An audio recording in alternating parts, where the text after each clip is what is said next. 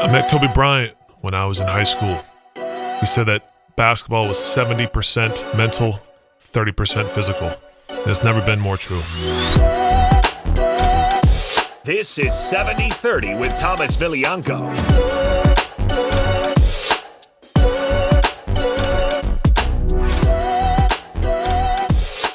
Welcome to 70-30 with Thomas Viglianco. Sitting here with a good friend of mine, Fairleigh Dickinson head coach, Jack Castleberry. How are we doing today, sir? Doing good, Thomas. Thanks for having me on, man. No problem. For all those out there, Jack Castleberry and I go way back, dealing with Nebraska recruits, actually, which we can get into in a little bit. But I told Jack I was going to drop a little knowledge on him. I was at ABCD camp at Fairleigh Dickinson University in Teaneck. Did I say it right? Teaneck. Yeah, Teaneck, yeah. Teaneck, New Jersey in 2000. And it's crazy because the name of my show is 70-30, and 70-30 is when I met Kobe Bryant at the ABCD camp. Was there one of the days. So people that don't know about the ABCD camp at the time, Sonny Vaccaro, there's been movies about, shows about.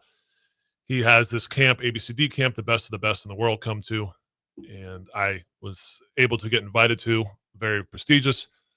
During the week-long camp, we're staying at a Hilton, I do believe. And all the gear, everything you ever wanted, the best of the best. Kobe Bryant shows up, young Kobe, and speaks to us for about 45 minutes. Everyone's losing their mind. And he talks about at the end about what's basketball to you, mental to physical. I had never heard anything like that because I was raised from my father just to work hard, play hard, work the hardest, and all that stuff. He wasn't a big mental guy. And Kobe goes, to me, basketball is 70% mental, 30% physical, and sometimes 80-20, but 70-30 for me, and a lot of it's just like life. So kind of a cool little entry into 70-30 and Thomas Viglianco here with Mr. Castleberry, the head coach. So yeah, I should acknowledge that I'm a little upset that I didn't get the invite to the ABCD camp. You know, we're about the same class. Somebody might have been a little bit better player than I was, or mine got lost in the mail. We'll go with that. But that's what we do with Teaneck and Hackensack, man. We invite the people and we impart knowledge for the masses. So for everyone out there, I think your story is pretty special. I know you're probably gonna be like, "Oh, Thomas, it's not very special," but I think this day and age with people quitting, people giving up on their dreams and not chasing their dreams and not having a purpose. Can you let us know, because as I want this show to kind of go all around the country, it's not just Nebraska based where we're at, but let us know how maybe you know me, or we can get into you first and then you know me and we can just kind of start talking. Well, I mean, if you want to start from chronologically, my path was just, I walked on at VMI. Since I was 12 years old, I knew I wanted to be a college basketball coach. It was one of the clearer, I think I'm pretty lucky in that way of having a clear understanding of what I was hoping to accomplish. I was lucky enough, my father actually worked in sports radio and television my entire childhood and was the voice of Old Dominion Monarchs for 20 years. So I got to be a part of college basketball at a very close range at a very early age, which was kind of what led me down this path. And there was a coach by the name of Jeff Capel, the father of Pittsburgh's current head coach and one of their assistant coaches, Jason Capel, who was the head coach at the time and allowed me to be a part of their team in a lot of ways. I mean, I would travel on the team bus. And so I got to kind of see how he interacted with his players and what he meant to the players. And, he was hard on them, but demanded a lot of them. But I certainly thought that he was teaching more the basketball. And getting to see that at a young age is why, I knew this is what I wanted to do with my life. And so that was, pretty cool to have that early on and to have that kind of access to college sports and sports in general through my father's career. But then I ended up walking on at VMI, eventually earned a scholarship. We weren't very good. I was terrible. We'll get to that. Realize, I know Well, tell people real quick about VMI, because I know what VMI is, Virginia Military Institute, but for people in the Midwest, West Coast, or around the country that don't really understand what VMI is, tell them what you went through. Yeah, I mean, Virginia Military Institute, I had I guess my mother had been in the Navy for a little while, but I didn't grow up like a military kid. So I had no intent on going to a military school. It never even crossed my mind. Matter of fact, going into my senior year of high school, when I was trying to figure out where I was going to play in college, my dad was doing a Virginia Tech football game, and we were driving back from Blacksburg, and we were, in the mountains of Virginia, and he pulls off. I'm asleep in the car like most teenage kids are, and he pulls off the road, and he stops the car in front of barracks where they live, and wakes me up and goes, Jack, this would be a great place for you to go to school and play basketball. And I looked him dead in the eye, and I said, Dad, respectfully, there's no way in hell I'm going to a military school. And 9 months later, I was eating my words because I was signed up and I was locked in and I was doing all the marching. The first year there was incredibly challenging. VMI, Citadel, any of the military schools. Now, Citadel and VMI are not military academies; they're military senior military colleges, which basically means they're state run, but the same ROTC concept. And so, essentially, what you're doing is kind of going through their version of boot camp that whole first year. You're getting screamed at by guys, your age, sometimes younger than you, physically and mentally challenging, and in a way that you really can only understand by experiencing. Like you conceptually get the idea, but I think the reason those schools have alumni that are so well connected and so close is because those guys have a unique bond, right? That shared experience and that shared struggle. And so great for me. Certainly needed it in hindsight. Wasn't a bad kid by any means, but needed to be toughened up a little bit and to kind of develop some grit. And VMI will definitely do that for you. If you walked in my hotel room right now, you'd see it spotless. And that's probably because of my 4 years at VMI, because that certainly wasn't the case prior to that. But was able to earn a scholarship there. Going into my junior year, our head coach had changed, and a guy by the name of Duger Balcom came in. Funny story about that. I was not a good player. I literally had zero impact on the team. I'd like to think I had some impact, but scoring wise and playing wise, none, and going into my junior year, they hired Duger, and he was the one guy they brought in on the interviews where I was like, please, dear God, don't let them hire this guy. A former state trooper, skin, like super tight haircut. And all I'm thinking is this guy is going to be a super country accent. I just think this is not going to be good for me in any way, shape, or form. Ended up being one of the best things that's ever happened to me, because he came in, tried to change the culture, and said, listen, man, I'm just going to play guys who are going to play incredibly hard. And I'd kind of decided that if I got to find a way on the floor, it's going to be that way.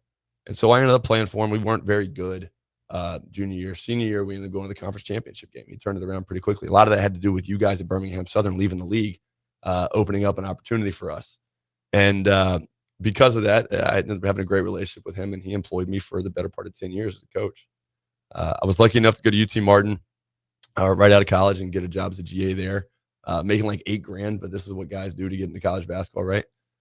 We had a good year, got back to VMI. Coach B, by the time I got back to VMI as a third assistant, had completely changed the program around. We won 24 games, beat Kentucky at Kentucky, played UVA tight, went to another Big South championship game. Was there 4 years, then went to women's basketball out of the blue.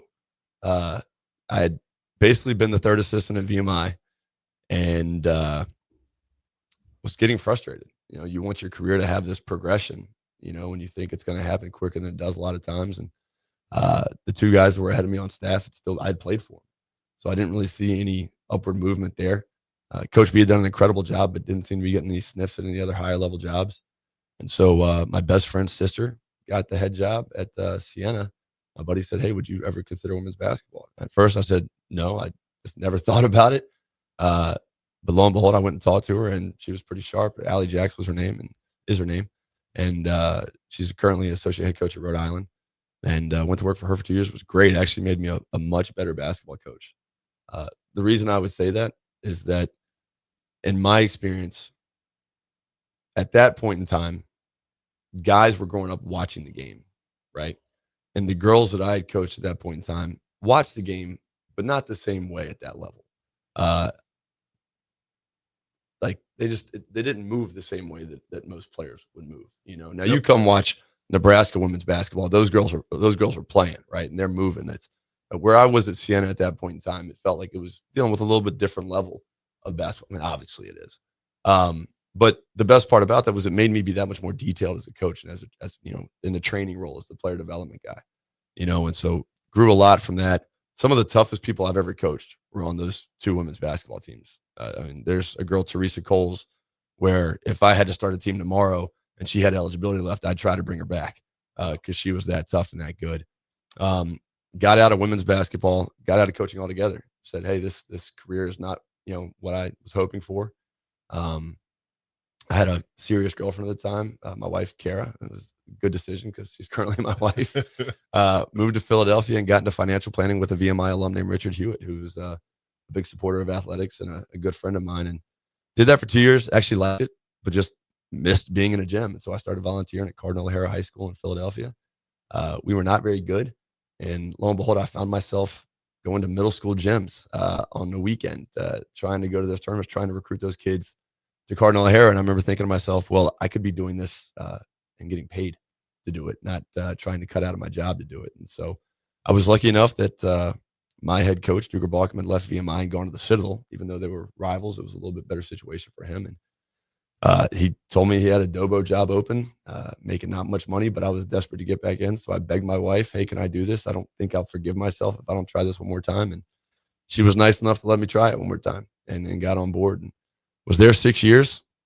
We get let go, even though we had actually brought the program to, a solid ground for historically where it had been in the Southern Conference, which is one of the best mid-major leagues in college basketball. But hey, decisions are made, I jumped to Queens, which was Division II, going Division I. They're now in the Atlantic Sun. Grant Leonard's a dear friend of mine.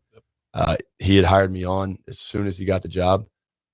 Was extremely lucky to get that. And Queens is a great spot. I was perfectly happy there. I was like, we're going to be in Charlotte, all this stuff. And then lo and behold, Tobin Anderson gets the Fairleigh Dickinson job late in the year. Tobin and I have been friends for forever. He had actually worked on the men's side at Siena. When I was on the women's side, our offices were right next door to each other, and that's where we really got to know each other. He calls me up, says, hey, I know you're at Queens. I know you're happy, but, we'd always said if this opportunity presents itself that, you were the guy I'd call. And so he called, and I told my wife, I said, darling, this is when I got back into basketball. I promised her, since we had to move her so far from family, if a job opportunity presents itself in the Northeast, I'm going to take it.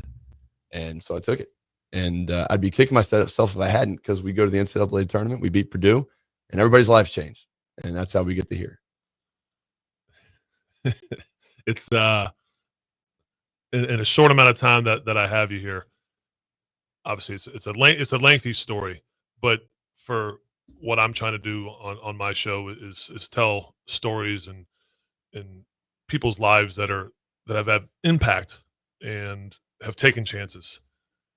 Like, can you explain it? We can obviously get into the whole you getting the head coaching job and 40 years old, you're D1 coach and all that stuff at a young age. Like, what was that like for you going from men's basketball to women's basketball, but then getting out doing financial planning? Because as you know, I was doing the financial stuff in my off seasons when I was playing pro ball. But I was so thankful that I did that, because most guys as pro basketball players, all they do is spend money, do a bunch of stupid stuff in the off season, or I was trying to figure out my next step in life. And I was so thankful. I am thankful that I did that, because I realized I didn't want to sit in a cubicle and look at numbers and talk to people on the phone that I didn't want to talk to the rest of my life. Like, yeah, there's money in it, but there's no purpose for me. Yeah. And I feel like life's too short. I wanted to leave a legacy with what I want to do. So I got out of it. So looking back on those 2 years, for people out there listening, like, that are trying to make a change or afraid to make a change. Obviously it took your girlfriend and wife to sign off on it, but it was a huge jump to get back in, especially when you're like, if I'm going back in, I'm all in. I can't, there's no half measures. Yeah. And the crazier part about that is, like, literally we were supposed to get married in August and this was June. And I'm like, hey, let's move south. Wow. And so she really was a big, thank God she agreed to that, because it's worked out really well. But my father being in sports, like, he chased his dream. I mean, going into sports television, sports radio, that's not an easy career path. When you got to do a lot of dirty work to work your way up to really get to something that, to get to the level that you want to be at, where you can, make it financially and, get to do something that you love. And so my father taught me a lot of things, but I think the biggest takeaway for me was watching him chase a dream and seeing how hard he was willing to work to chase that dream. I mean, there was a time in his life where he was doing the 5, 6, 11 o'clock news. In between the 6 and 11 o'clock news, he was calling a game for Old Dominion. He would get to bed at 2 a.m. He'd get up next morning at 5 a.m. to do a morning drive time radio show, and did it every day. And so that's but he loved it. Like, he never thought he was working. I mean, he was so happy. And so I had that example. And so in my mind, when I'm sitting there back doing financial planning, I didn't hate financial planning. I just knew that I wasn't fulfilled. And so looking back on what I had done and recognizing, hey man, I think I kind of got caught up. I lost track of why I loved doing it to begin with. And looking back and seeing the career that my father had and how much he got to enjoy that. And, you know, I wanted that selfishly. And I didn't feel, the reason I didn't feel fulfilled really was because I didn't feel I was having the impact. And I kind of got to the point where I was like, I'm either going to jump off of this cliff and see if it works. And if it doesn't work, I can come back to this 2 years from now. Like, this isn't going to kill me. And that was kind of the timeline I'd put on it. Where, hey, I'm going to go here, be the ops guy for 2 years. And if something happens, I knew coach said he was going to bump me up if something had presented itself. I mean, I'd worked for him before. You know, we obviously had a great relationship. He's like a second father to me. But I didn't know there was going to be any movement because there was no guarantee. There hadn't been at VMI. That's why I'd gone to women's basketball. But I had at least come to terms with, like, hey, if I can try this one more time and it doesn't work out, I'll be okay. I'll know that I gave it a shot. But the problem that was eating at me, or the thing that was eating at me, was the thought of, I did this myself. Like, I chose to get out. Like, I quit. And so really it was just coming to that realization, like, hey, I got to try this. And I won't forgive myself if I won't. And that I mean, after that, you got to work hard. You got to be lucky. Things have to happen. Crazily enough, it worked out. I tell players all the time, like, there's nothing worse to me than saying shoulda, coulda, woulda. I'm sure you meet families, adults all the time. I do, that they tell me about their high school years and they wish they could go back, or their college years. And I'm like, I don't have that. Like, every obstacle, every tough time, I love, because it's made me who I am. But there's so many people out there that, you know, man, if I could get those 2 years back when I was 16, 17, my life would be so different. It's like, man, like, you're 49 years old. Yeah. Like, so your last 25, 30 years, like 20 years, 25 years, what's that been like? If that's all you think about is you wish you could go back to 16, like, I always tell players, don't let that happen to you. Like, take a risk. Like, there's so many players that they don't want to play college ball because they're burnt out, or they're like, oh, I just want to be a college student. And then a year later, Thomas, can you help me get back in? Because Right. I just realized life's too short. I could work the rest of my life, but, like, I want to do something, and I completely made a mistake. So I feel bad for people that don't hear you, I guess, hear me, because it's real, and it changes your life, and the amount of people you meet, and that's what it's all about at the end of the day, is connections and real people. So I think for people listening, Jack's story is just is awesome, which we get into. You guys beating Purdue. I remember sitting down. It was at a fish fry, and the game's on, Yeah. and people are like, "Dude, who's this FT? What team is this, man?" Yeah. And I'm just like, "Dude, the assistant coach is a good buddy of mine." Like, "Well, how do you know so? Thomas, you know all these people?" I was like, "It's a long story. Just let's watch the game. I think they're gonna win." And I remember texting you afterwards, and I don't think you responded for a day or two because you were probably in a coma. Literally 700 plus text Yes, messages, like nothing I'd 100%. ever seen. And you're trying to prepare for Florida Atlantic next. Yes. Yeah. But I remember, like, people just going nuts, and I was just so happy for you, because I know I the journey that you were on, and that's what what life is about, is supporting your friends and supporting people that you care about, because that's what makes you happy, because you know, like, all right, these people in my life are doing really good things.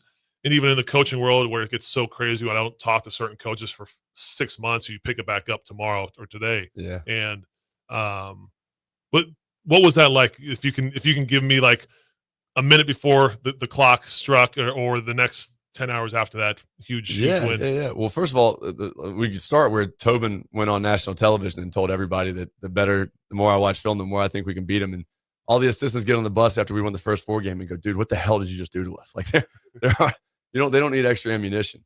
But he called it, and he was right. And then you're sitting there. The craziest part about the whole thing, you literally get chills talking about it. And I don't think that's ever going to stop, and I hope it doesn't. But you go into an arena in these Cinderella stories and what make the NCAA tournament beautiful, right?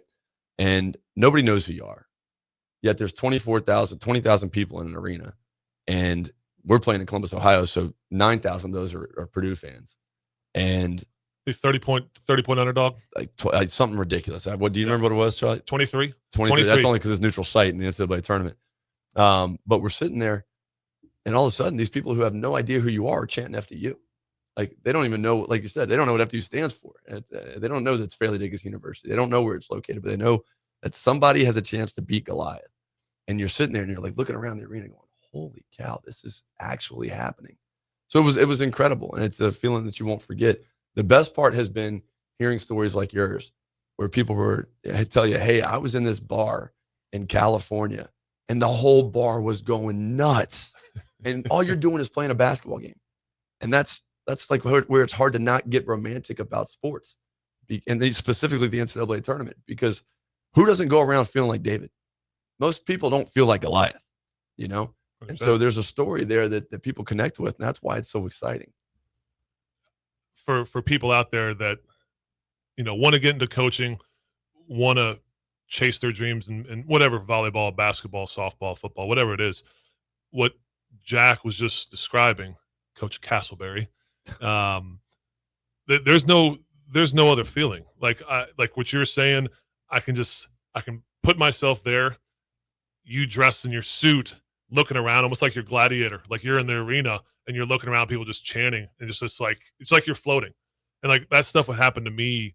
I mean, it happens to me now with my players that I train and mentor, and I go watch them play. I feel like it's like my son in a lot of ways, But when I played, like when I was in Italy playing pro, whatever, you hit a big shot and the whole place is chanting your name and beating drums. Nice. Like there's no amount of money that could ever give me that feeling. There's not. And I'm sure it's the same for you.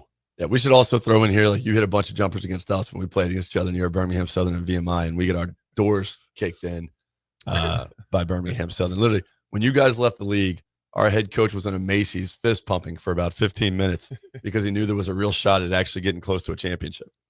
Well, we'll do three things and we'll get you off here.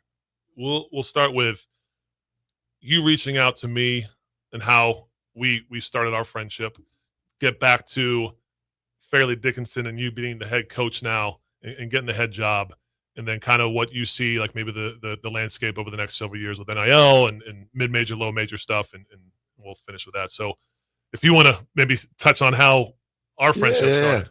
So I was out recruiting, and we had a tough few years at the Citadel where we didn't think we were getting the type of kid that was going to have success at that school. South Carolina, Charleston, South Carolina, by the way. Correct. Beautiful city, beautiful school, great place to work. And we ended up in the Southern Conference, good league. And we ended up deciding, hey, we want to go try to recruit more Midwest kids. Excuse me. And we had initially thought that meant like Ohio, Indiana, something a little bit closer to home. But then just out there watching, saw Omaha Sports Academy and the OSA's team. And they were stacked that year. I think they had Baylor on that team. They had Charlie on that team. I mean, I'm not doing it justice. There was like 7 Division I players. Kid, Northern Iowa kid. God, I'm going through. What a roster. And just talking to Charlie, he brought up you and, your importance in this recruiting process. So I called you up and said, hey, like, what's the story with this kid? And then obviously you can kind of get a vibe. And then realizing that we had played against each other and had a connection there. And then with Bucky and everything. And it was just a lot of, hey, this is kind of a full circle deal. And that's kind of how we hit it off and how we ended up becoming, relatively close for just a recruiting story, For sure. So to touch on that, Charlie Easley, a kid from Lincoln, Nebraska, pious, that I was training and helping and still a good friend of mine, coach reached out to me about him. We tried to get Charlie to the Citadel. He went on a visit and everything. Had him on campus. Thought he had a great time. He did have a great time. Yeah, it's just too far from home. Too far from home. We thought it was a done deal.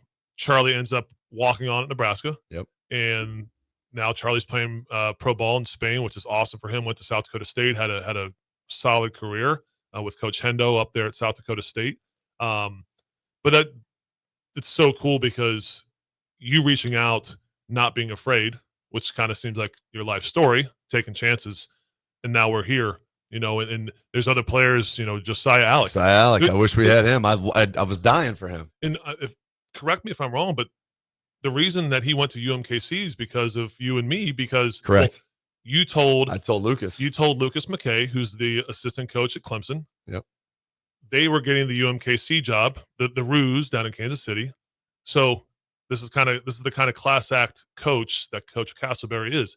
He goes, Thomas, I know we can't get him. We don't have the numbers right now, but I told this assistant that they're going to get the head job at UMKC about Josiah Alec in Lincoln, Nebraska. And Joe had at that point, I was trying to get him a Division I scholarship, and sure enough, because of this coach right here, Coach Castleberry, UMKC comes out and like the first day or two, they come up, see me, talk to me. We break bread and talk, and they offered Joe pretty quickly. Yeah. That was the other thing I told him. I said, listen, Josiah Alec, you need to get him, but Thomas is going to help you get more than one player out of this thing. Like, you need to have a relationship with Thomas, word for word. And appreciate them taking my word and going to do that, because it worked out pretty well for everybody involved. Yes, for sure. So except for us who didn't get the player.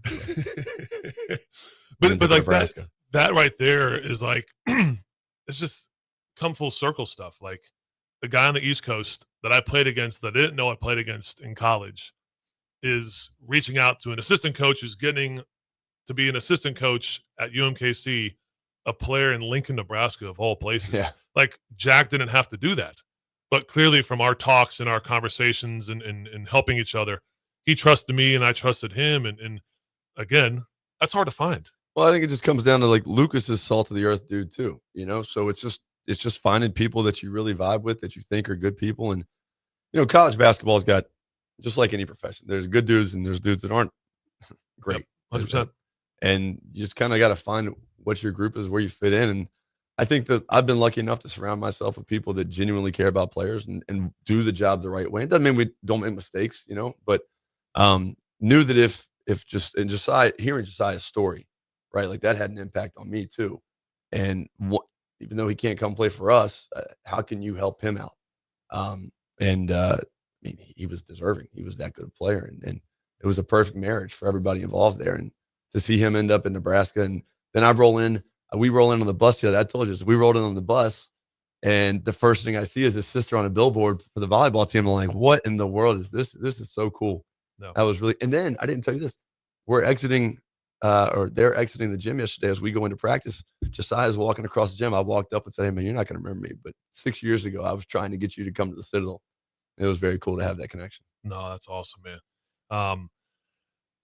Look, we could go on for hours about all our stories. I want to transition real quick to you getting the head coaching job and what that was like, what it's been like, what your, ultimate goal is at FDU to carry the torch, and reading more articles about you, how your story relates to so many players of the grind and your work ethic, and how you care so much about players and the right staff and being a good person.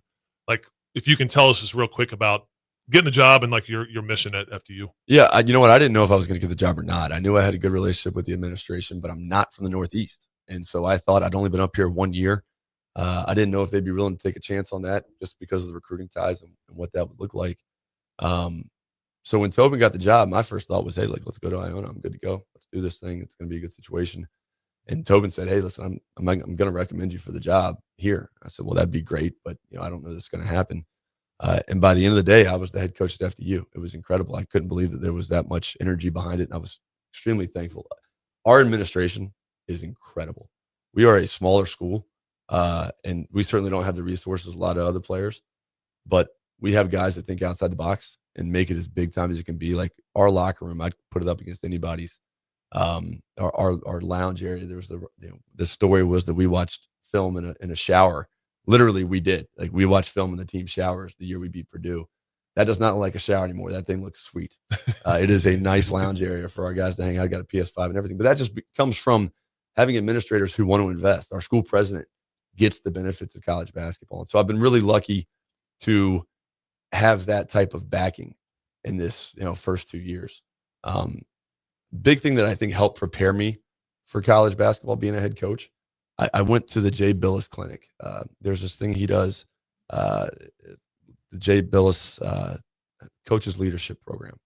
And the very first year, it was very organic. There wasn't a whole lot to it. Just they invited 11 assistant coaches from the area. that maybe had a shot to be head coaches one day at different levels. And I think his mission was basically, hey, we want to help educate, prepare guys to be a head coach. Like, he didn't really, I don't think Jay really thought the state of college basketball was where it should be. And his thought process is, well, if I can get to the coaches before they become head coaches, I can help influence that in a positive way. And they brought all these guys who were head coaches in, telling you about all the things they had experienced in their first year or two, things they had done great, things they had done poorly, things they wish they could do again, interviews with television, radio stuff, interviews with ADs preparing you for this situation, for these situations, all that stuff. It was 4 days, all encompassing. It was incredible. And it was the first time I walked out of there feeling like, maybe I might have, this could be a real thing. So having the administration, having that experience, I think all helped me be prepared for day one. That does not mean that I was fully ready. You're never fully ready. That's one of those on the job things that you're just going to have to swing and miss quite a few times. But having heard those guys that were head coaches at the Billis Clinic and haven't seen Tobin do it, haven't seen Coach Balkum do it, haven't seen Allie do it, haven't seen Coach Campbell do it, the people that I worked for, I knew that there was no way that I was going to know how to handle all of it. So kind of going in with an idea of like, I don't know what I don't know. I'm going to get punched in the jaw several times here and do things poorly. I think that helped me be a little more open-minded and kind of navigate things as they went, whatever way they went. And there are a million things I would do differently about our first year. You're trying to figure out, we come off this NCAA tournament run. We're like one of the bigger names in college basketball, even though we're a smaller school. Like, but at that time, the brand itself, like, I remember calling a kid recruiting a month later after the NCAA tournament. If I had called somebody outside of the tri-state area, they would have had to ask me what FDU stood for. I had called a kid in Hawaii and said, hey, man, are you familiar with FDU? And the kid laughed at me and said, yeah, of course, coach. I know what FDU is. And so it was just how much that brand had changed in a short period of time. And here I am. Now I'm in charge of being the caretaker for this program. And how do I make it look like it just looked? Like there's all this pressure here. Kids that went from seeing me as an assistant to the head coach within the same program, that's a totally different relationship. When you're a head coach, that's like being a dad. You're solely responsible for the development of that child. At the end of the day, it all falls on you, right? As an assistant coach, I've always kind of likened it to being the uncle. Like, they look at you and they know that you're an authority figure and they respect you. They also know that you could be the cool uncle, so you don't have to be the hammer. And so that shift within a program is challenging. I remember hearing Steve Forbes say at the Billis Clinic, the worst years he ever had as a head coach were the years that he took over the same program where he was an assistant, because that dynamic is so unique. And so I learned a ton from that. Year two, you certainly go in there feeling like you're much more comfortable with who you are. And I think even the relationships with the players, because they view you a little bit differently now. You have new guys in, the guys who were there, a lot of them are gone. And then the guys that have been there the whole time, like, they were still freshmen. So it's a different vibe, and feel much more comfortable now. Certainly don't have all the answers, but I tell you what, our staff, I'd put up against anybody. They don't have any big names behind them. They're all blue collar guys that have been high school guys that have been, managers that just worked their tail off to get where they are today. But they care deeply about our players, and they're super knowledgeable about the game, and they work incredibly hard. And I love getting to go to battle with them. And because they're so good, we've brought in players that are just freaking high character dudes, and guys that want to battle. They guys that are good basketball players are good people. And that's kind of how we try to build our program. You were how old when you got the head job? 39. I wish 39. I could still, no, 38. 38. 38 when you got it'd be cool to still say that. 40 feels different. You saying 40 is a young head coach, that made me feel good, because that doesn't feel that way. We'll finish with this. I know when we talked yesterday, you're big on the shooting threes. You want to have a team that you have shooters and go that route and toughness, the physical side. And what would you say to the future of Jack Castleberry? Like, what do you look for in the player? Where do you see, like, with recruiting wise, like what do you want in a player? Like, if you were talking to a recruit, maybe he's in California or Texas. I know you'll take guys from anywhere. Yeah. Like, speak on that, how, like, what you see, maybe the culture going to, and what you're kind of trying to do, and we'll wrap it up. So the first thing we always look for, beyond the basketball baseline skill set, right? Being a good dude matters. I mean, there's not one guy in our locker room that you wouldn't want to hang out with. And I think that matters. Our chemistry is incredible. 100%. Right. And I think if you bring in good basketball players or good people, eventually that's gonna develop into good things. From a basketball skill set, last year we struggled shooting, and that was nobody's fault but mine because I didn't put together the roster that we should have put together. So this year, and moving forward, we will never have a team that's not at least a solid shooting team. We really value your ability to guard the basketball. There's obviously a sliding scale there. Like if you shoot the ball incredibly well, there's going to be room for you to have a little, okay, well, that's the one guy on our team who maybe doesn't move his feet as well. Yep. And you have to have guys that are it's so much, the skill matters, the being able to guard the basketball matters, the being able to make a shot, being able to get to, if you're a guard and you can't get to a spot on the floor, like you're a point guard and you can't get to the spot you're trying to get to, you're not that good a point guard, right? One of our guys right now is incredible at getting the spots. His big development has been like slowing down now that he gets the spots under control. But he's doing it. He's going to be a heck of a basketball player. I think a lot of people are going to know his name soon.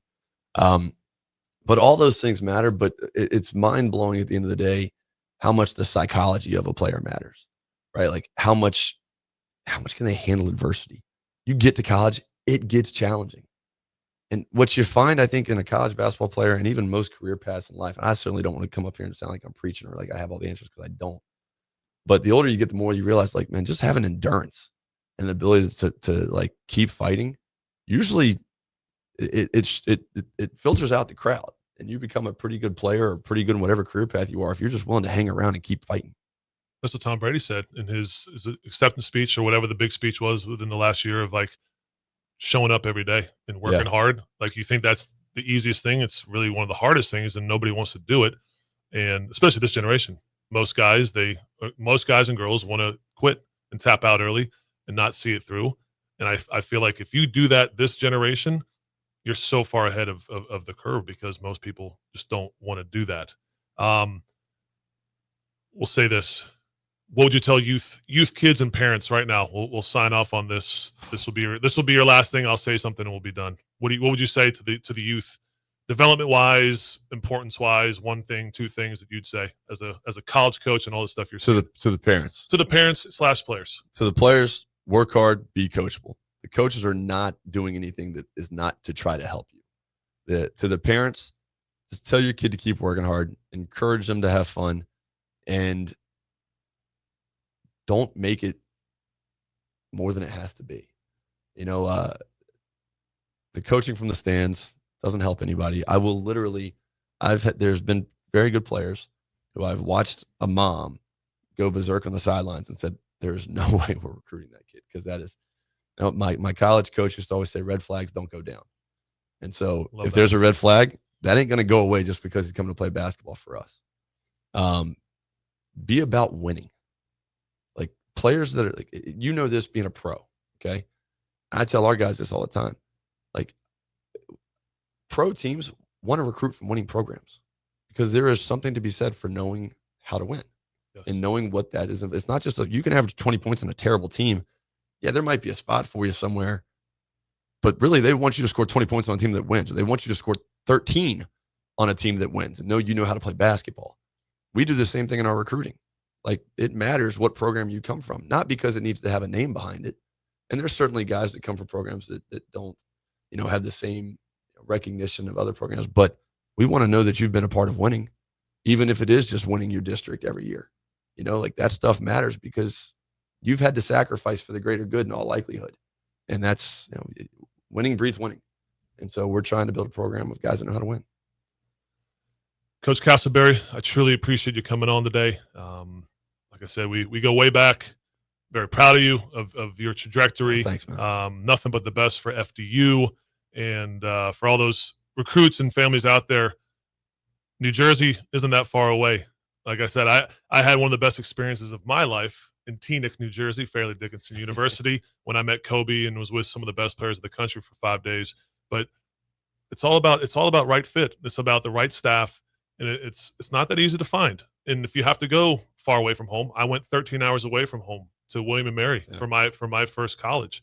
Like you can't be afraid, because all at the end of the day, all you're doing is creating experiences, figuring out new people in your life. You're meeting all these new walks of life. That's only going to help you for the rest of your life. If I would have stayed home, things would be way, way different. Just like if you would have done the usual stuff, but you took chances. I've taken chances, and I think that's one of the biggest things from this show. Yeah. Hey, and for the recruits out there, you'd be shocked at how nice North Jersey really is. I did not. I'm from the South, so I did not know what I thought the Jersey Turnpike, and that was kind of the extent of it. The reality is, it's a pretty nice little area. So we'd love to have you, Coach. I truly appreciate it, and go after you. Amen to that. Thank you.